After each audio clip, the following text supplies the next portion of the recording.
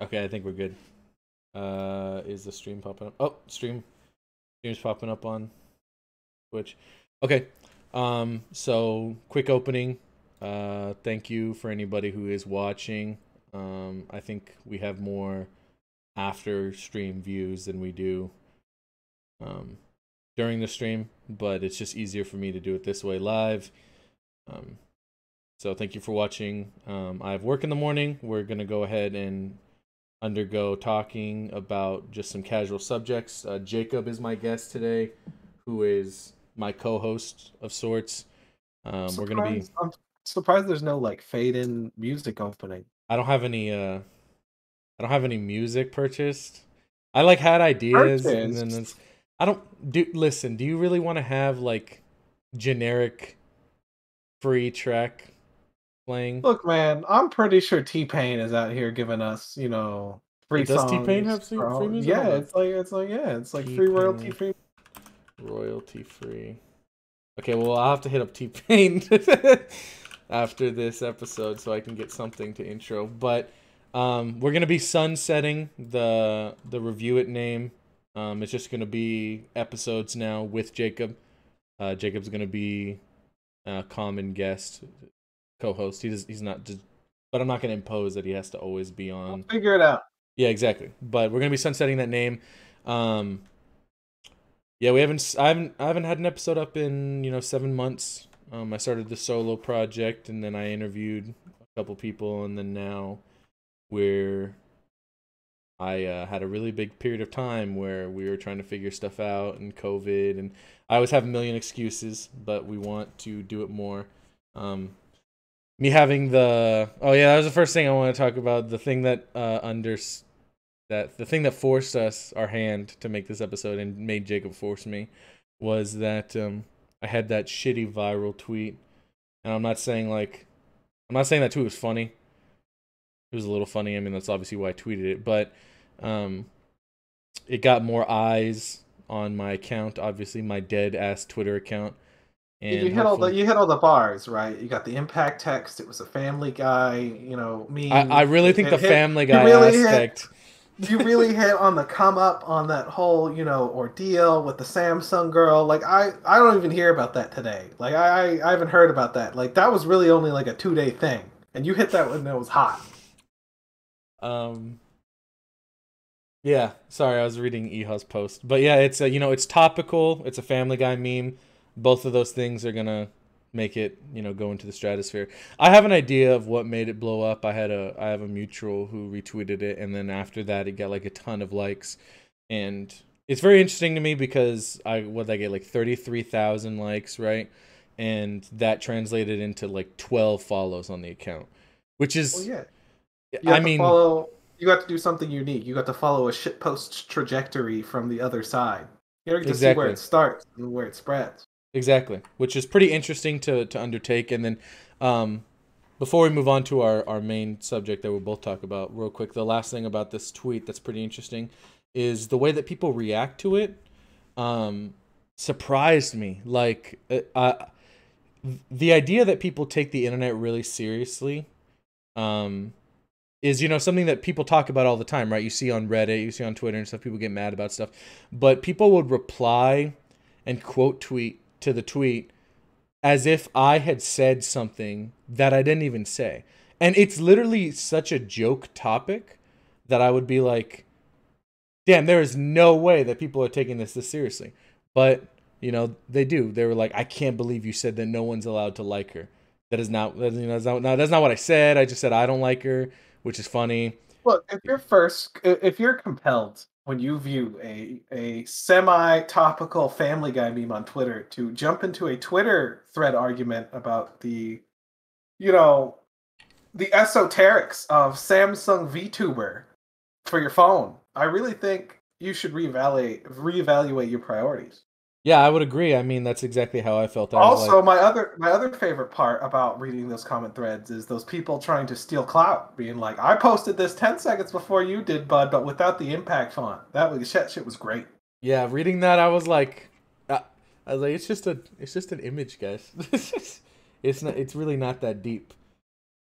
But overall, it was fun to get a viral tweet. I've never had one before. Um, I I- thought that I was blocked on too many accounts to have something blow up like that, so it felt That's pretty an nice. interesting question. Imagine you were somebody who had one of those every day.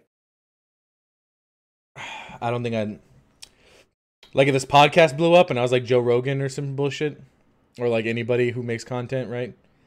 If I was Dream, the Minecraft YouTuber, that's what you're talking about. Like if I was a Yeah, public person yeah. who get yeah, If it wasn't even something you tried to be funny with, like you literally could just tweet, "I'm shitting on the toilet," and people would start getting into comment thread arguments. or like Limmy. Yes. Yeah, I don't know if I can handle it.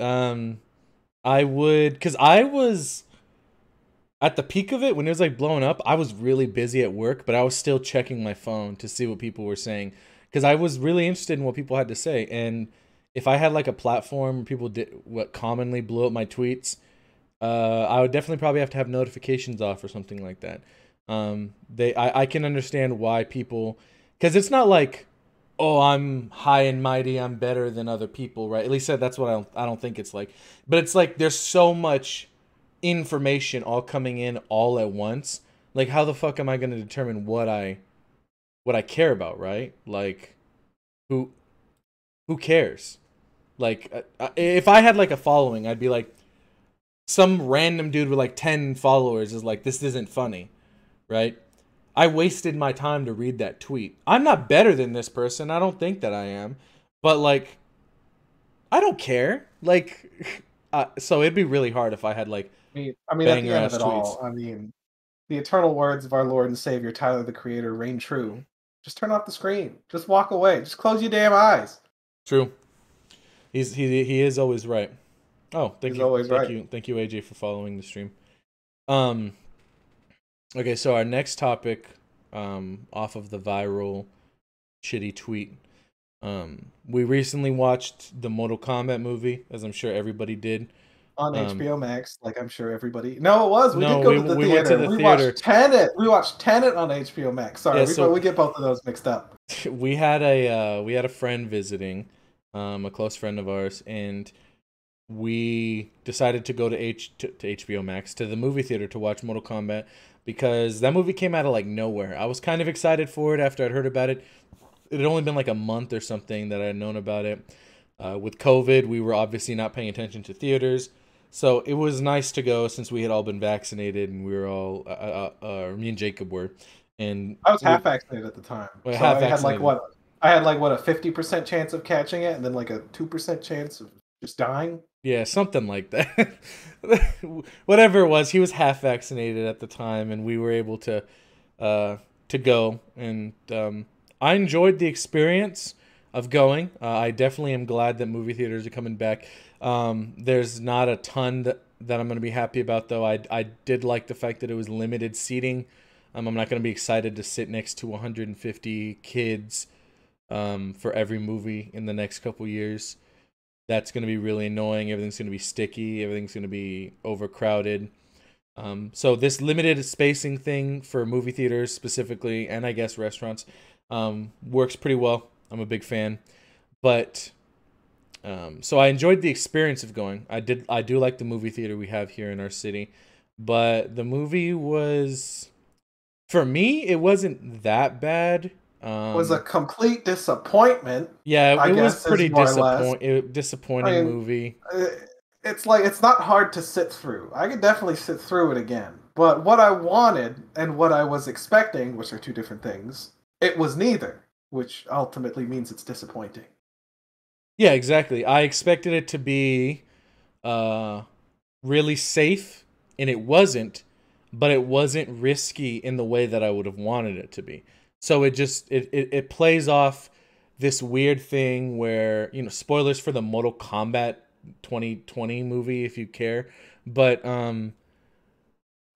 it plays off the fact that there's a bunch of characters and stuff that you would only know or care about if you knew a little bit about Mortal Kombat more than just, Scorpion fights Sub-Zero, right?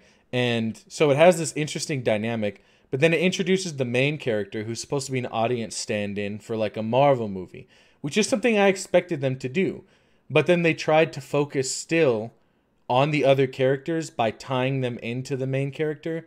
And that whole thing, like, Jacob, I know you had a problem with the marks. That whole system doesn't work very well, and it tried to explain the characters realistically, but over the top, instead of just going either over the top like the game does, or realistically like the old 90s movie does, which it doesn't even that much, you know what I mean? But like, Well, it's just the mark made no sense in any regard to any character. Like the first two Mortal Kombat movies from what 90s, 80s, whatever they came out, they 90s. didn't really delve into how each and every character got their specific abilities. It was just kind of hand waved, and it made sense because you knew Jax and Sonya were special forces.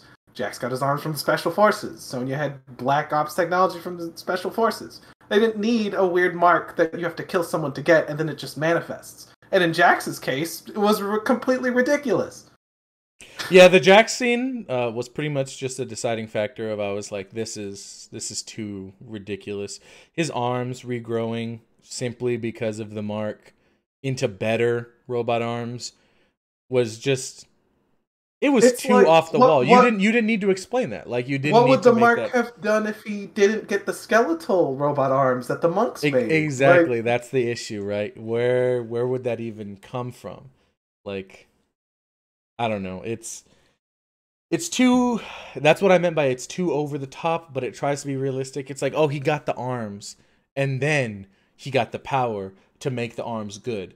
But if he didn't have the arms, what would that have manifested as? yes. Would he have just gotten way bigger arms? Would he have gotten, some type of different ability? Would he have not gotten Yes. his ability? Like, and then it doesn't matter because his character is not really shown much more after that, right? So it's, Yes. So, and in Liu Kang's case, it's implied that he gained his ability over years of training at the temple. But now it's just some mark that he gets from killing somebody at some point that just gives him his fire powers. And it's like, that kind of reduces something from the character. He still worked hard at the temple to develop his fighting skills, but, he was just kind of given that fire thing. I don't know. And, like, God. Trying to think what else. the main character's ability was, since it was just a Striker ripoff, kind of sucked. Yeah, it was weird how they had a character with Tonfuzz and then also brought back Cabal.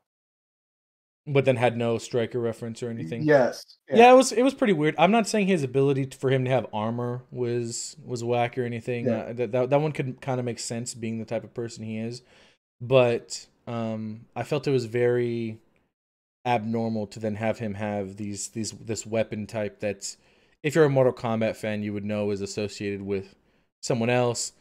But then again, he could have had if he had like a flashlight, that would have been like very obviously like, yo, what the fuck is this? Like, why are you making a non-Striker character? The character picks were weird, but they were out there, so I have to give them props for that. They had who were the weird characters? They had Cabal, they had Nitara, which Nitara didn't look that good. Reiko is the hammer guy. They had Melina. She was slightly redesigned, but it was Melina. Melina, but no Katana, which is very weird. Yes. Which is very weird. I expected her to show up midway through the movie or something because Melina had been established, and she did not. Reptile was in it, but only as a lizard. Reptile. Yes, only in this period. I hate how they keep disrespecting the Green Ninja outfit. That's not cool, man. That's not cool. Yeah, that threw me through a loop. When they're fighting, I legitimately thought he's gonna turn into a ninja, and then he gets killed, and I was like, are you fucking serious? Like, are you for real right now? Kano starting as a good guy and stealing kind of the thunder from the original crew in the first third, because he was like the best character in that first third, especially with his fight against Reptile. Mm-hmm. And of course, he's going to go bad because he's Kano. And that whole fight was really impressive with Sonya in the prepper shack. That was really inventive and really good. Mm-hmm. And it's just, there are these weird oases of good content in this movie. Mm-hmm. But if you even know a little bit about Mortal Kombat, just the small stuff frustrates you. Like the fact that the tournament doesn't even really happen. Because Shang Tsung immediately dodges the tournament, and then Raiden has to trick all of Shang Tsung's goons into doing like a surprise tournament fight by sending them all to different portals around the fucking Netherrealm or around the whatever. And it's just really weird. It's just like it would be so easy for the writers in the writers room just to write a standard tournament format where the standard cast of characters fight against each other and just, have it focused around the fights and still have the Sub-Zero Scorpion conflict and really not lose everything they lost by including the mark, having Shang Tsung dodge the tournament, and it just frustrates you. It's just overall disappointing. What surprised me, now that I've thought about it a little bit more, is that with how popular tournament arcs are in anime, let's go off something that's risingly popular. With how popular tournament arcs are in anime, I'm surprised that they just wanted to avoid that being the theme of the movie, which, tournament arcs work for a reason, right? Like, because people want to see characters go against characters, especially like lesser seen ones, in like 1v1s. And then they do that with this like jump cut ass fight scene near the end where they force the tournament. And I wasn't too happy about that scene. I did like seeing the characters fight. I did like seeing the fact that the movie returned back to an R rating near the fucking last fifth of the movie. Like the first part, it was like, oh damn, this is gonna be intense. And then there's no combat, and every combat is like sparring for a while, and it becomes a PG movie, and nothing bad happens. And then Kung Lao kills Nitara, and then it's an R-rated movie again. Yes. And it was like, okay, I know that's not all Mortal Kombat is known for, but that's a pretty big part that normal people know about Mortal Kombat, is the fatalities, is the kills and everything like that. And I was pretty unhappy with the way it was displayed. And then I was also, of course, not surprised, that Kung Lao dies. Yes. But I was surprised that he died in 2 seconds, that he literally just teleported him towards him and killed him. And I was like, where's the fate of Kung Lao in every Mortal Kombat reboot? He has to be the initial badass that dies to show, hey, this character is harder. Yes, exactly. They're like, who can we show as the villain? The guy who kills Kung Lao, right? That's who the villain is. Yes. So, the sequel setup was pretty whack. I was sad that there was no Johnny Cage, because the movie obviously didn't follow the game structure of who's in the first game and who's in the second game, because Jax is in the movie and Johnny Cage isn't, so that's whatever. But I wish they would have had Johnny Cage. It would be cool if it was someone, if the sequel does happen, if it ends up being someone like not cringy but popular, like maybe, I don't know, I said John Cena, but he's becoming pretty cringy. I don't know who else. Steven Seagal, no, he's too old. Yeah. Well, fuck the sequel. So let's do the thing we're not supposed to do, and imagine what would we do better.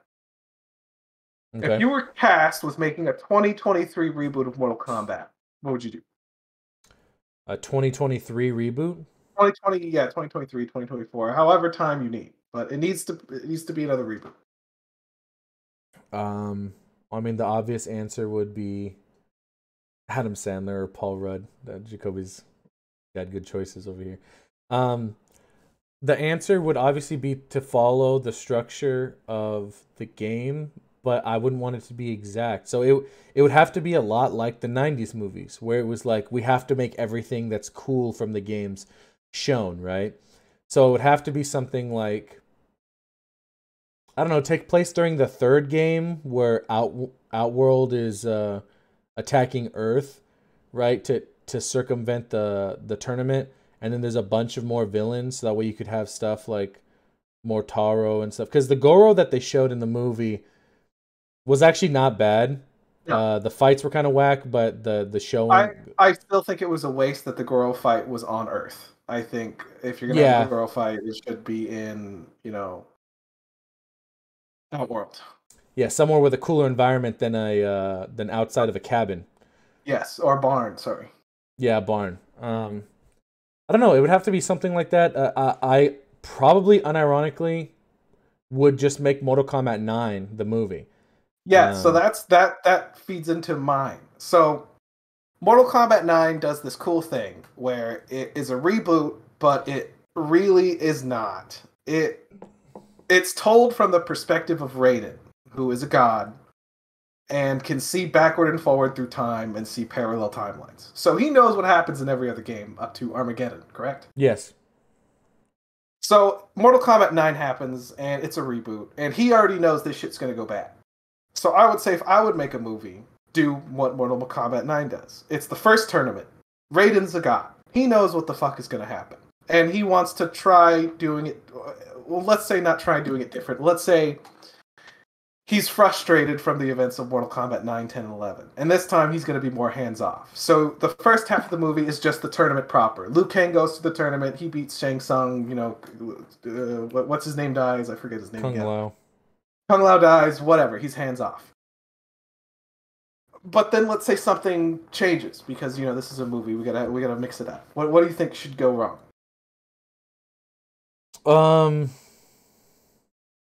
Probably something like that Liu Kang wins and it's a pretty easy blah blah blah wrapped up. But the second tournament happens and Liu Kang would just loses like straight up like early on in the tournament. Yes, he dies, and maybe I don't know. Maybe you could reference Zombie Liu Kang or something like that. Yeah. Yes. So it would just basically it would be like the second tournament because they have to win 10 in a row or some bullshit like that. I forgot what they so it'll be the second tournament. Liu Kang's coming off some roaring victory of the first one, right? And then he loses like second round to like some whack ass fighter that he should have like whooped fucking it's like Sector or something yeah weird. some bullshit Sector Cyrax, and they're not even fucking transformed yet or something. Yeah, and that brings in like the Black Dragon and shit like that. You know, that works cool. Yeah, I mean, it could work. And then it would just have to be about how they could win without having to rely on the chosen one trope. Yeah, and Raiden's like, oh shit, that's not what happened any of the other times. This is weird. Let me do some talking. Yeah, and then it could be really interesting. You could have the characters rise up as a group and become important instead of them just being like, we have to just defeat the bad guys just so Liu Kang can fight at the end anyways. Yeah. That'd be good. Yeah. I can see that working out pretty well. And you have a lot of avenues for including characters that are otherwise large in the game, but you can't fit them in a movie-sized plot. So you can give them small as, you know, characters explore Earth. You can explore Outworld a little bit more, you know, and shit like that. I just think it's a good avenue to really explore the massive amount of content and characters you have in the game. Give all those characters the same amount of depth they do have in the games without really sacrificing, you know, pacing. Or, you know, really having to slog yourself and trying to dump out a bunch of exposition. Yeah, I especially hate in the movies. That was something, I'm glad you brought it up, that I hate that happens in a lot of not that great movies recently, is characters who decide to have a scene where they walk through the desert and explain exposition of the world. So that way people who don't know anything about the series can jump in instead of it just being a naturally occurring thing, right? And it's very apparent in the Mortal Kombat movie, and it's apparent in another movie we'll probably talk about in a little bit, but it's a trope that I'm getting really tired of, and it's happening in a lot of recent movies. Anyways, we should do a future thing about video game movies and how we would do them better and the mistakes they made, because we've watched a lot of them. And being my favorite game series is Doom, I have a lot of opinions on the specific Doom-related movie to get into. But we have another topic. The Rock one? Yes. Okay, cool. Before we move on, did you watch the new one? The one that Civi did that video on? No, but you know what? If we're gonna do an episode on it, it's a good excuse to finally do it. Yeah, that's a good point. Okay, so the next so right now I'm gonna want to move on to our rental topic. And then after that, I kind of want to talk about Tenet. So I'll lay out the context for this rental topic. So me and Alex are first time home renters. You know, we moved up into this new town together, and another friend of ours, all his roommates, and really this fucking sucks. Um, it's been utter hell since we moved in here. Our landlords are useless. We've had a lot of problems fixing shit around the house, and we've had no help on it. And as a kicker, they've decided to raise our rent by a small amount for literally no reason. Is that all the context here? Yeah, I wouldn't say that I hate living here. I actually really like the No, house. I the don't know. house is great, actually. Yeah, we're putting up with this because we love the house and the location it's in. But dear God, being a renter in America in 2021, it's nuts in the mouth. Yeah, so the main issue is that when we moved here, the renter told us that because of COVID, because COVID had just started, right? It was like April, May when we were signing documents to move here. We didn't move until June, so it's now a year that we've lived here. Congratulations. But April, May, we were signing documents, and COVID was at its height, right? Everyone was fucking shutting everything down, and they were like, "We'll rent to you," but they had like a bunch of weird requirements, and they were like, "We'll send you pictures of the house. You can't come see it." And I was like, Yeah, we didn't get a virtual tour. You know, we didn't, some like yeah. bougie ass, fucking, some bougie ass, goddamn, housing places. They give you like a virtual tour with like an HTML fucking flash game, and We didn't you get to do your own, choose your own adventure. Go down in the basement, kill a couple rats, come back up. Fucking, you get to check out the spare bathroom you see, and then also, we didn't get any of that. Nope, we didn't even get a video. We got pictures. And by the way, after we moved out, we found out that they were outdated pictures because there were things that weren't in the backyard or front yard that had grown in since those pictures had been taken. I'm not unhappy with the house at all, but we moved in and there were things that you could obviously, if you had walked through the house, you would have noticed them, like issues with the floorboards, the dryer not working, which was a huge deal when we first moved in. The fact that they said that we had a spare room and a garage that was on the lease, but the garage was turned into that spare room. So there's a front garage door that opens into nothing. We don't even have the key to open it. Yeah, that's not terrible. I'm cool having a spare bedroom. I just don't know why they included the couch. Oh, not the garage.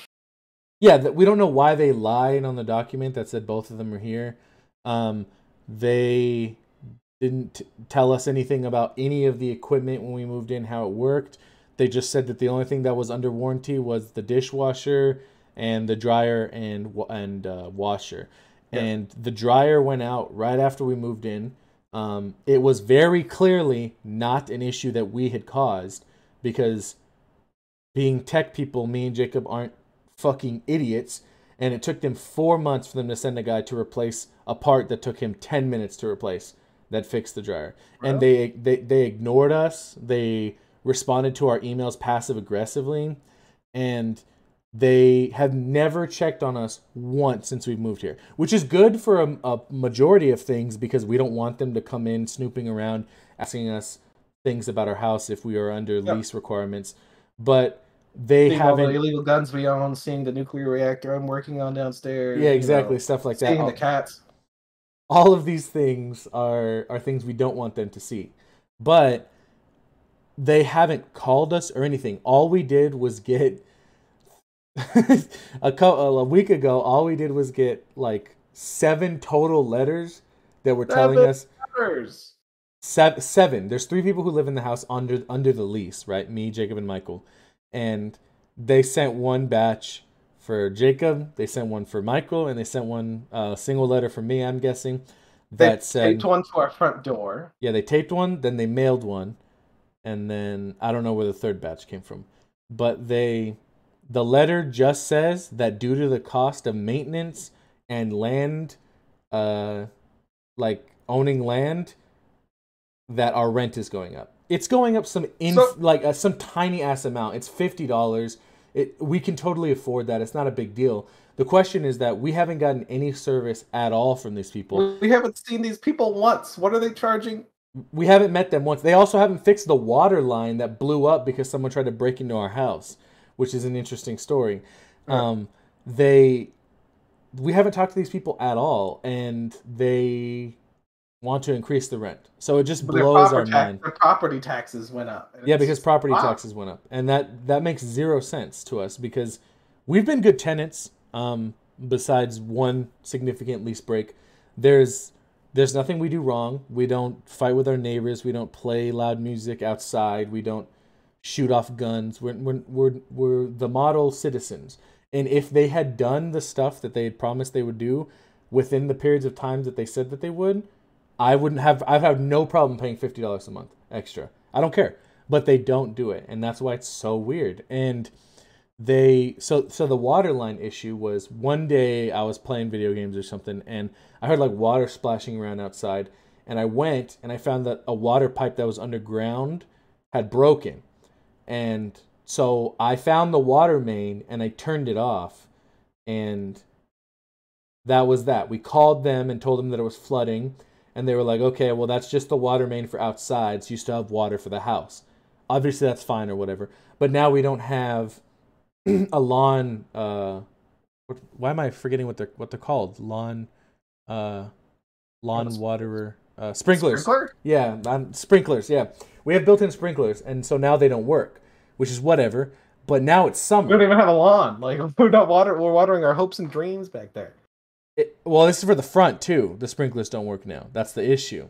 And the we have grass. We have a lawn in the front. We have mowers. We have people that we pay to come take care of our grass and land stuff because I'm not going to take care of that. Like it's going to look like shit. So I'd rather just pay someone.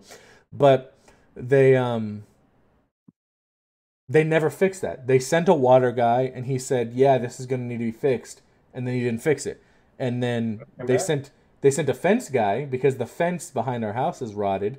And the guy goes, "Yeah, this is too rotted. This needs to be replaced." And then he never came back. Anytime that they've gotten news that they need to fix something, they just never sent the guy a second time. And that might be our bad for not hounding them about it, but I feel like it's pretty unfair to have us live with that, have us make the repairs to the house from living in it on our own, like me repairing the dish drain, what is it called, the garbage disposal, Mm-hmm. and them just never doing anything and then still getting the cost. It's just it's abnormal. I feel like it's going to be happening to a lot of people living in. Look, dude, they just realized they had a god tier handyman living here, and they just realized, oh, we don't got to do shit. They may have god tier handymen living here, but those handymen don't have time to Or be money. wasting on this shit. Yes, exactly. So, I'm worried because this place is really nice, and I don't see us moving anytime soon. But I'm worried about other people who live in other rentals that are barely making it by. That their rent is going to be going up, for these legitimately dumbass reasons. I mean, all this land is being bought out, right, by all these big companies, and the power behind a big company is that they have the money to do these repair things, right? But then they don't. So what's the point, right? Everyone's just going to get shafted. And the apartments that we used to live in were way overpriced for what we got. Horrendously overpriced. And we never got maintenance unless it was blatantly the apartment's fault. And Yeah. so it's going to keep happening to people who are living in Yeah. apartments and stuff. They're not going to get maintenance done. The only time we got maintenance done was when it rained so hard that it flooded for the first time in years, and it flooded our apartment. But it flooded half of the apartments in that building. Yeah, exactly. And so they couldn't say that it was our fault. Yeah. So all they did was send some guy to fix the window, to dry up the water, and then they gave us quarters to dry our laundry. That is not equivalent to what had happened. Like, my mattress has a fucking water stain on it. I had to buy a cover to fix it. I think it ruined like half of our dishes. Yes, exactly. It's insane, but it doesn't matter to them. And it's just And gonna for get those of worse. you wondering, how does that ruin your dishes? It's because we had to put the water somewhere. Yeah, exactly. We had to put it to drip all the water into our dishes because we had no way of defending against it getting into our expensive stuff, like our computers and our TVs and our consoles and stuff. So I don't know. It's just outlandish. It reminds me of the first time we lived at the apartment. We missed rent by 1 day, and they sent letters to both of our parents, complaining. For reference, my parent was not on my lease. They were under my emergency contact, not my lease. So they contacted both of our parents to complain within like a couple days of us not paying rent. We're in our 20s. We've lived out there probably like a year at that point. Yes, exactly. We had never missed rent. We missed it by a day, and it's because I forgot to ask Michael to take the letters downstairs before midnight. I mean, the money orders or whatever. Yeah. And they sent us a passive-aggressive ass letter to Jacob's parents and my mom complaining about us not paying rent, it just blew my mind. I was so mad. That was when I was like, there's no fucking way that I'm re-signing a lease at this place if they're going to do some shit like that. And this place hasn't done that. I paid rent late once, and it was my fault, and all they did was call me. They just went, hey, we didn't receive it. I was like, my bad. I fell asleep. They're like, no big deal. I was like, whatever. And then the last thing on this topic was the other day I called them because they were trying to double charge us for rent because it was through a website. I called them at 9 a.m., spoke to them, fixed the issue, and then at 9:30 they called Jacob back while he's at work to tell him about a different issue when I had already spoken to that same person 30 minutes before. So they didn't even look at their phone. They were like, fuck it, call the first number on the line, which also doesn't make any sense because alphabetically I'm before Jacob. So I don't know. It was weird. It was these people are very weird. The high-end companies, you guys are weird. They're very weird. I don't know why you would name them as if they would fucking. They have a lot of businesses. They have a lot of households. You can't pick out ours. True. But besides those issues, I'm very happy with where we live. So, I mean, if they do somehow fucking hear this, I'm not complaining in the aspect that I'm like, you guys are fucking shitty landlords. It's just very weird, and it's going to keep getting weirder for more and more people. Sorry. So we watched Tenet on HBO Max. Oh, yeah, we'll keep this one short. We could go on for a while about this. Before we watched the movie, Michael said, because I had watched a little bit of the Red Letter Media, and I talked to our friend Castillo, and he said something about like the audio being weird. And then I had talked to my coworker, who was the cashier at my job, and he said, "Yeah, you really got to turn the subtitles on." Yeah, so he said that, and I think someone told Michael that too, and so we turned the subtitles on, and if that was not on during the movie, I have no fucking clue what my opinion on the movie would be. There were so many times that I could not make out a single sentence that these people were saying. Like, you got Christopher Nolan with his crazy old Inception music in the background, so and then you got people whispering when they're 10 feet from each other, and it's like in a high-speed vehicle chase or in an airplane, and it's like, why are you whispering? Yeah, exactly. And they're in like a machine room, and the machine stuff is like tuned up. You can tell it's tuned up to be louder, to give an environment of like chaos or whatever around them, but they don't tune the voices up. So they're just drowned out by the background noise. And it's probably not a conscious decision, but whoever did this did not do a very good job with the audio mixing. And it's like the first time in history that I've heard a lot of people who don't pay attention a lot to audios in movies and stuff mention it. So it's like very glaringly bad. When you get to the point where I would say probably about 40% of the dialogue is completely ineligible without subtitles, like the movie doesn't work at that point. Like, if you're missing 40% of the plot because you can't understand what two characters are saying on screen, the movie's not watchable. Yep. I definitely agree with that. There's just so much aspects of it. The battle is quiet. Like the big battle scene near the end is quiet. All the dialogue is quiet. All the background is loud. subtitles are mandatory. A lot of the things that happen in the movie, I actually, sue me, but I actually kind of liked the movie besides the audio aspect. I didn't like some of the like jumping through hoops that it had to do. Like that movie was 2.5 hours long, right? Yeah, felt longer. 2.5 hours long, felt longer. Definitely could have been like a 1 hour, 45 minute, maybe 2 hour movie. The whole beginning where he's like a CIA agent and he's literally just going to other places of the world to be talked to. That shit was not good. That was boring. I mean, I guess he meets Robert Pattinson's character, but it was like whatever. I liked Robert Pattinson's acting and his character. I liked Mr. Washington. I know that is his last name. I forget his first name. But I believe he's Denzel Washington's son. That guy's acting was pretty good. But I could tell that they were just like, yeah, we got to give this guy some cringy lines. So he says some dumb shit like sometimes throughout the movie. I mean, it's obviously built around the time travel premise. Mm-hmm. Christopher Nolan had this idea, what if people could go backward in time while everyone else was going forward in time? How the hell could I write a story about that? Right. Yeah. And good job. He did it. I guess the outlying plot of, spoilers, the future sending agents to kill the past is pretty cool. But it's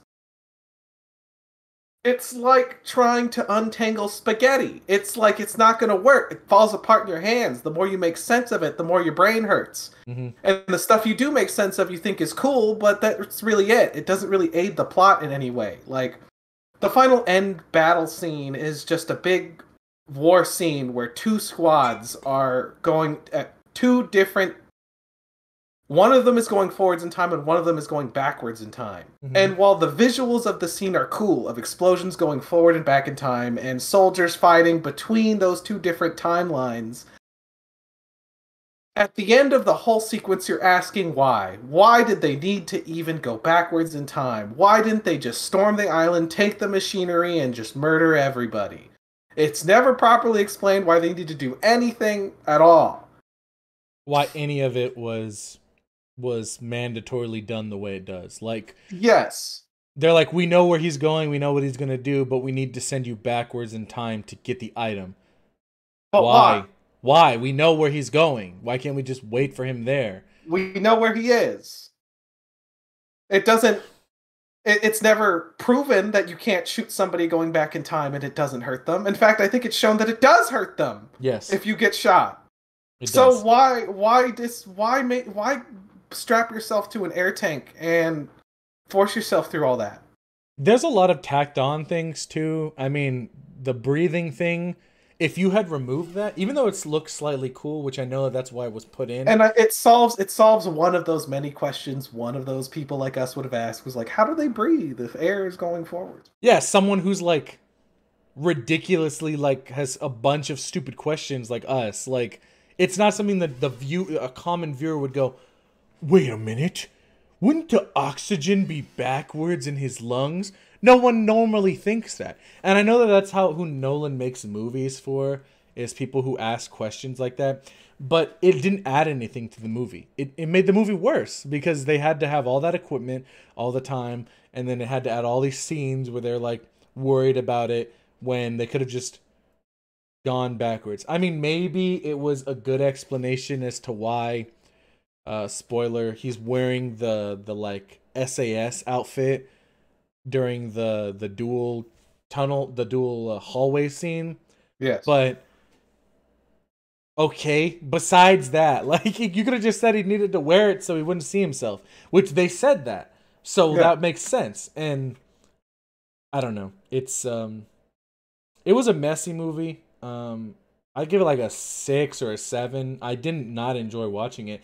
At the end, I didn't feel like I wasted my time. I felt like I enjoyed the movie, but there's definitely a lot of things that I have nitpicks about. I mean, obviously. You know, where I said Mortal Kombat was a watchable movie where I could sit through it, Tenet really isn't. Like, I would say Tenet is the movie you watch in clips on YouTube and read a plot synopsis on, but I wouldn't recommend sitting in it from beginning to end. Damn, so you really didn't like it that much? No, it's just it was a 3 hour movie that felt longer, and the things it tries to do can very well be accomplished just by watching clips on YouTube and reading a plot synopsis. Yeah, In but I fact, mean I think you enjoy the story less by watching it because of the audio issues. that's a very good point. There's a lot of people who will come in and don't like reading subtitles, and then so they'll be like, "What the fuck are they talking about? Why do I care?" And you're right. I could see that. I still stand by my rating, but I can see why someone wouldn't like it that much. Especially just coming in, especially if it's like a movie that just plays on TV. Does that still happen? Do people still just watch TV and a movie comes on? HBO is still a channel. I would imagine. Well, if it comes on like as an HBO movie of the week or something, I could see why you wouldn't like it. But then again, smart TVs have closed captioning that works, so I don't know. Was there anything else you wanted to talk about, Jacob, or? No, I think that wraps up about everything I had in mind. Okay. Yeah, overall, the Mortal Kombat movie was good, but not great. Tenet was mixed, and I guess renting in California sucks, and it's gonna just keep sucking. Last thing on that. I don't know how it is in other states, but this inflation of the cost of like building materials, I think is going to be a big issue with building future housing. So I think it's a good idea that we rent out the house that we have now and just never let it go. Well, yes, the whole building material thing is going to be a compounding issue as, it's slower and slower homes getting built. The price of renting is just going to go up in theory, right? Mm-hmm. Yeah. Especially the initial cost. Oh, that was another thing that was weird about when we rented. Our deposit was doubled because of like some dumb reasons, and the deposit was already really high. It was because Michael didn't have any like history, right? We did because we had the apartment. We had rental history, but Jacob had no credit and Michael had no rental history. So they were like, it's gonna be double the deposit. So it's like, what the fuck? Shit's insane. Okay, so wrapping it up. Thank you everybody who watched. As always, you guys make this worth it. I plan on having another solo WKNL episode out probably next week if I can convince myself to stay on a steady schedule. And then me and Jacob will be back here in the next couple weeks to record another one. Yeah. Thank you so much. This will go up on YouTube within the hour. It'll be the next thing I do once the video stops processing. And once we get a couple more episodes under our belt, I'm gonna look at possibly paying for it to be on Spotify. Look, personally, I'm a Vimeo Chad. I don't know what the fuck this dude's talking about. Yeah, I'm also uploaded to Vimeo. I watch indie music videos and French movies. Vimeo, mini clip. And I watch all those deleted That Guy with the Glasses videos that Doug doesn't want you to see. Daily Motion, X videos, whatever I can upload this to, it'll be. Rest in peace, Luke. I remember you always. All right, guys. Well, thank you so much. Have a great day, and I love you.